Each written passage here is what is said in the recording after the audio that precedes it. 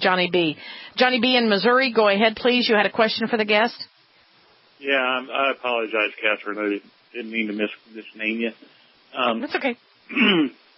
The blowout preventers are being produced with substandard materials. That's something that came out of the World Trade Organization to make everybody look the same across the world. My question for you, do we know what the reach is on the contamination for the Corexit?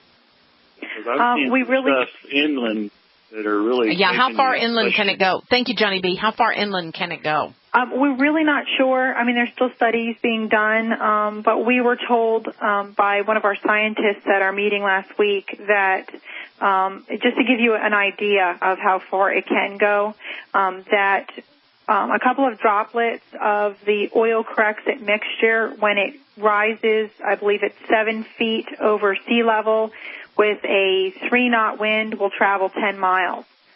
So if you take that, and that's just in the wind, that's not in the clouds, you're talking about a long ways. We really don't know how far this can reach. And one thing that people do need to understand is this Corexit and the oil itself does go into the atmosphere, but the studies that we've done is that the Corexit plus the oil makes it a much higher chance of it going up into the air than it would have with just the oil itself being left alone. And that it makes it harder for the oil to be naturally, let's say, eaten by the microbes and things like that. I know this is a big concern because a lot of people that are speaking to us are not talking to us from the Gulf states.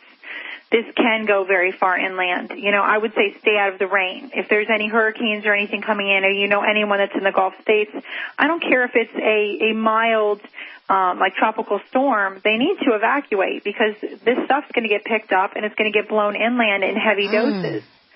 Your body bioaccumulates all of this into its systems and over time can get sicker and sicker, and you may not even show these symptoms till, you've been exposed and exposed and exposed. I do want to quickly mention a website called everydayexposures.com. There is a house on there you can click through.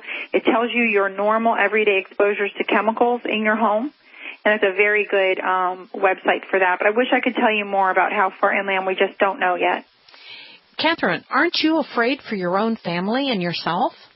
I am, but, Ricky explained to me that the areas that they're drilling on land all over the United States, which if you guys can look some of that up online, you'd be really shocked to see how many areas are being drilled. The people that are living in the towns, we're talking about towns, in the middle of the United States, are having the same symptoms as our Gulf states. So this is happening in a lot of areas. When you say drilling, what do you mean? Land drilling. They're drilling for oil not just in the Gulf of Mexico. They're drilling for oil in other areas of the United States. And when they're drilling in these towns, the people that are living in the towns are actually having a lot of the same symptoms with this chemical poisoning because it's not just the Corexit, it's the oil itself as well. So how is drilling out, let's say they're drilling 5 miles from you or 2 miles from you or a mile from you or half mile, how does that affect those of us in that area? Is it through the water or through the air? Actually, they're finding both, and I know that there's been a few articles that came out in the last few days. One of them was sent to me. I don't have the information of it right now, but that said that they've found that there are some cracks underneath where they've got all the pipelines and that some of that is leaking into the water supply. The man, Robert Naiman in Alabama, the chemical analyst, I know there's other areas that do it, but I have his name, does test water, does test samples of rainwater, drinking water, sand. They do lots of chemical analysis. He's an honest person. He's going to give you the right answers. It's costly. It costs about $300 a sample. But even if you're living in a town where you're concerned about that, you can get your water tested. You can get your soil tested. Make sure you have filters on your water at your house. This is what Ricky told me. You can get a filter for your whole house that filters all your water.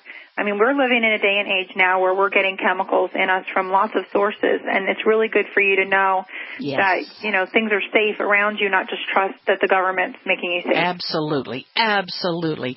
ChangingTheEndgame.org. Amazing website, listeners. Go to ChangingTheEndgame.org. Let's go to Larry in Texas. Larry, you're on the air.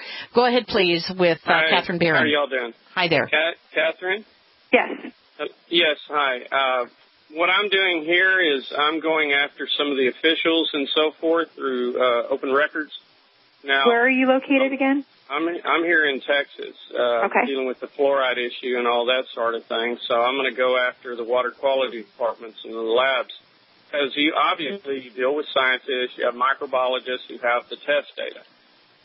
I would go, just a suggestion if you hadn't, I would go ahead and do your open records request and go after the city, because they have a lab. Most of them have state-of-the-art labs.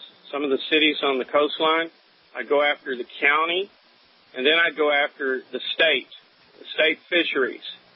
Because the biologists, they have to test that water. I almost went to work for the Texas Biology Department. And what I was going to do is we were going to go out and we take samples of the water. We were going to test. We were going to make sure the fish were safe. Because you have Texas Parks and Wildlife, who is very strict about the water here. So you've got to have a biology department in the state of Florida. And what you can try and do when they don't answer, you can file a complaint with the district attorneys in those counties for each county for them not releasing, depending on which ones you want to go after. Right. We actually are doing that. We are working on doing that, where we've put in requests for that information in the different Gulf states. One of the things that's really been shaking things up is that we've done so many independent studies and we've got so many scientists working on it that the numbers are so different than what the government is giving everyone, that at this point they're sort of their hand is being forced into working with some of our people. For instance, there's a test being done on the fish in Florida that is actually, it is called aromatic sensory testing. I don't know if you're familiar with that, but they're testing for Corexit in oil by smelling the fish. They take the fish sample, the fillet. They're not testing any of the organs. Our scientists that we have working with us have been testing the organs and are finding oil components in the organs. I spoke with someone last night and they confirmed it. But the actual meat of the fish, they're not doing chemical analysis. They're doing like a aromatic analysis, which is like I said, a sniff test. Now, one of the things that we found that is a positive thing is that the fish fillets, if they haven't been hugely affected like some of these snapper, are full of a lot of fat. And because of that, it's harder for these chemicals to get absorbed. And this came from the scientists I spoke with last night. The concern is more for the locals that are eating a lot of seafood than for the tourist who comes down for a week and is eating some seafood while they're here. I know. Some of the bad fish, you ought to put a call out to Obama and tell him you're fixing him a plate and see if he'll eat it on air. Hey, I'll tell you, we invited him. We invited him to have some of our local shrimp from Louisiana. We invited him to come and swim in the bayou in Louisiana where they still had oil coming in. But, of course, he went to the very edges of it, which was Panama City, probably the furthest area that had been spoken about at all. And, that's where he chose to swim and eat. And, a lot of that was, not really done on the up and up. I mean, we knew what was happening, and we've been doing what we can to try to get it out there. But, in the end, we all have to work together. I mean, the United States, we're one people. And, we're going to have to eventually march on Washington. There's going to have to be a march. Yeah, with pitchforks and torches, plastic-simulated pitchforks and torches. I wish somebody would get busy making some of those. I think we can sell a lot of them. Thank you, Larry. But, Larry, let me ask you, what about radiation poisoning? Are we hearing anything about that in the water supply? Not yet, but I'll be getting back reports because, see, when I file these reports, I file them and find out like for your cities, your open records coordinator. This guy or whoever handles your open records for that division, his head will be on a chopping block.